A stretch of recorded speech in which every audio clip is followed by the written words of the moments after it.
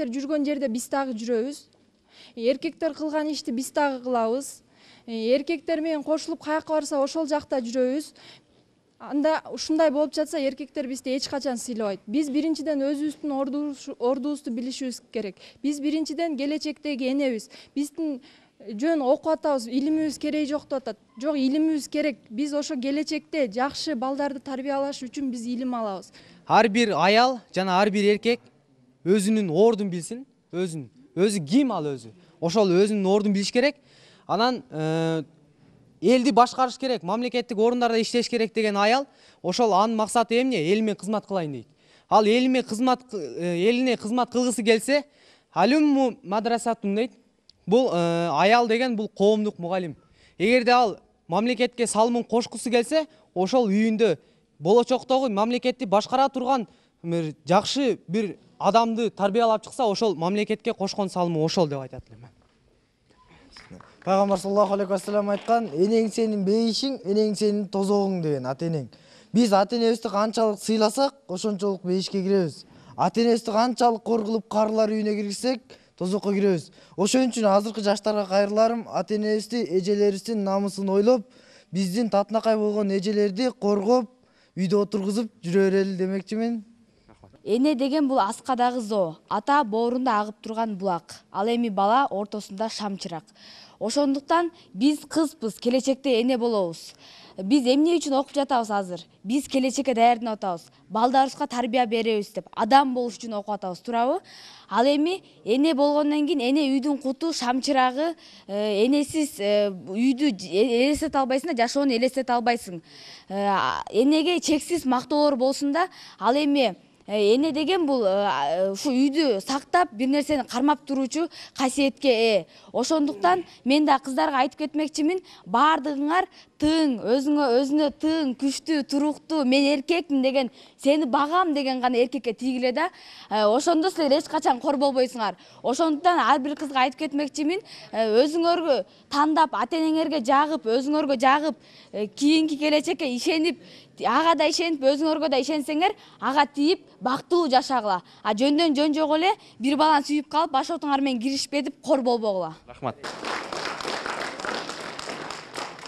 Урматтуу теле көрүүчүлөр жана радио угуучулар, бизге бөлүнгөн убакыт аягына келип жетти.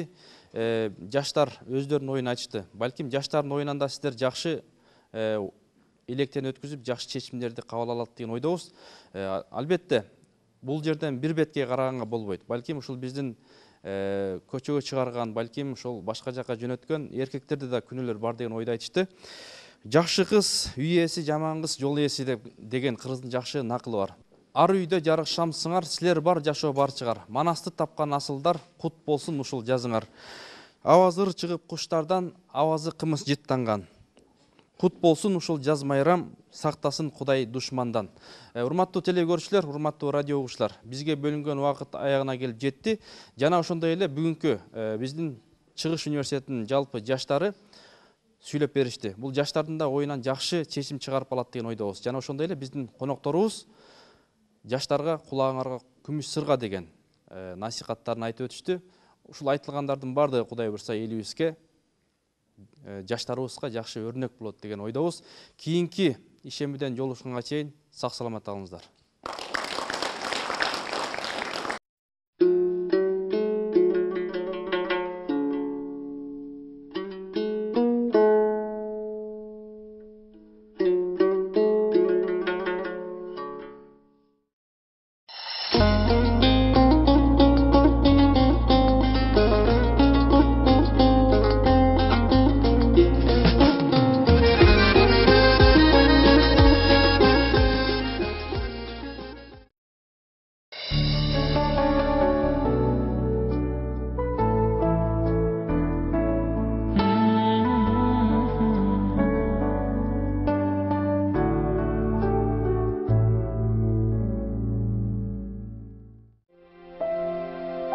Энең сени боюнда алып жүргөндө көп ооруларга чалдыккан. Денеси ууланып, жакшы уктай албай, жакшы эс ала албай, сен үчүн көп тамакты жей албай калган. Басып жүргөндө отурганда, жатканда 9 ай бою кыйналган. Сен үчүн көп дарыларды, керек болсо уколдорду алган. Сени боюнда алып жүргөндө денесине көп зыян келген. Сенин аман эсен болушуң үчүн ооруканаларда көп жүргөн. Улам доодурларга көрүнүп, рентгенге түшүп, ден соолугуна зыян келген. Кыйналып түрөгөн, көп кан жоготкон, өлүм коркунучунда болгон. Төрөгөндөн кийин күнү түнү сен үчүн уктабай, саат сайын эмизип, 10-15 мүнөт сайын жалыяктарыңды которуп турган, күн сайын жуундуруп, улам кийимдериңди которгон. Сийдик заң болгон жалыяктарыңды миңдеген жолу жууган. Сени көтөрүп, улам арыгандай процедураларга алып барчу. Бир да көз ирмемге калтырбай, дайыма сени карап турган. Эч тынымсыз сени карап, сен жөнүндө ойлоп, тынсызданган. Сага мээримин чексиз төккөн. Билесиңби, сени өзүнөн да жакшы көргөн. Сага жакшылык каалап, сага назик, мээримдүү мамиле жасап, сен аяган. Сен эркелетип, ойнотуп, бакытка бөлөп, ыйлатпай баккан. Сен үчүн күнү түнү тынсызданчу, сага жакшылыктарды тилечи.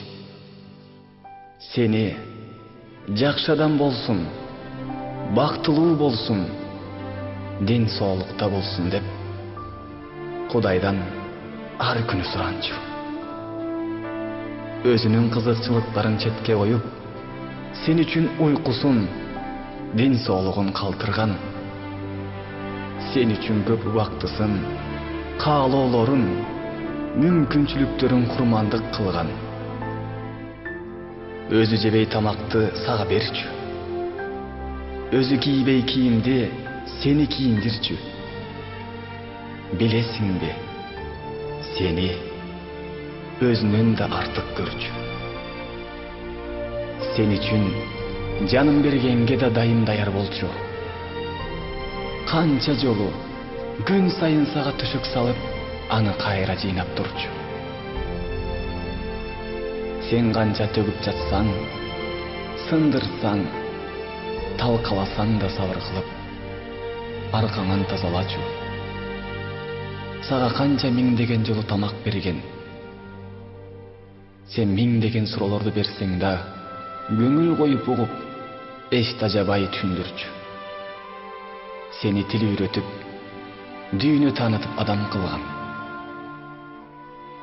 Сага оюнчуктарды алып берип, ойнотуп, эркелетип, сүйүндүрүп, сооротуп, жакшы бакчу. Бир жериң ооруса, өзү ооругандай болуп кыйналып, доодурларга алып барып, мээримин төгө көтөрүп, сооротуп, балекетиң алып жүрчү эмес беле? Сен чоңоя баштаганда, илимдүү болсун деп, сени мектепке даярдап, күндө алып барып, кайра алып келип, мектептен келишче кайра жеп күтчү. Сабактарыңды даярдашып, дептерлериңди карап, жардам берип, үйрөтүп бара болчу. Сен үчүн мектептерге барып, чогулуштарга катышчу. Керектүү нерселериңди сатып берчү. Сени бир нерсе болуп калбасын, бирөөлөр кордоп койбосун деп кыжалат болчу. Сени ачка болбосун деп, өз убагында тамактарыңды даяр кылып турчу. Мектепке бүт акчаларын төлөп берип турчу. Сен ойносоң да, уктап жатсаң да, дайыма ал сен жөнүндө ойлойт. Сага жакшылык каалайт. Ал сенден эч качан акы сураган эмес. Ал кызматын эч ойлобостон жасаган. А сен энең үчүн эмне кылдың? Тилекке каршы бүгүнкү күнү көп жаштар ата-эненин кадырын билишпейт. Кордошот, жада калса тилдешет. Ойлон. Ата-энеңди урматтабасаң, балдарыңдан сый көрбөйсүң.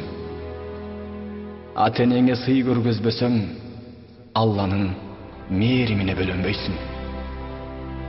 Пайгамбарыбыз бир хадисинде ата-энең сенин бейишиң же тозогуң, ыраазы кылсаң бейишиң, нааразы кылсаң тозогуң деген. Андыктан алардын көзү барында кадырлап калалы.